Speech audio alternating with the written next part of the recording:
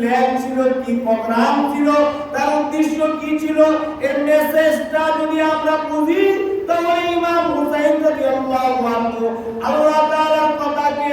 আল্লাহ তাআলার প্রশংসাকে, নবী আরবি সাল্লাল্লাহু আলাইহি ওয়াসাল্লামের সুন্নতকে বাস্তবায়ন করার জন্য যে চিন্তা ফিকির করেছিলেন, এই চিন্তা ফিকির আমাদের মধ্যেও থাকার প্রয়োজন। যখনই আমি ইমাম হুসাইন রাদিয়াল্লাহু আনহুর ভালোবাসাকে জাহির করতে যাব,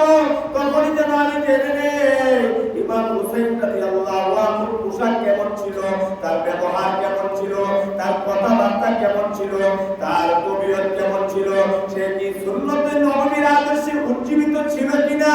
যদি সুন্নতে নববীর আদর্শে আদর্শবান হয়ে থাকে, তাহলে আমরা যারা ইমাম হুসাইন রাদিয়াল্লাহু আনহুকে মহব্বত করি, ভালোবাসি, এই কথা বলি, তাহলে ইমাম হুসাইন রাদিয়াল্লাহু আনহুর কথা কেন মাথায় পাগড়ি বাঁধতে পারি না, কেন আমরা পরনের মধ্যে টুপা পড়তে পারি না, কেন আমরা সুন্নত তরিকায় চলতে পারি না।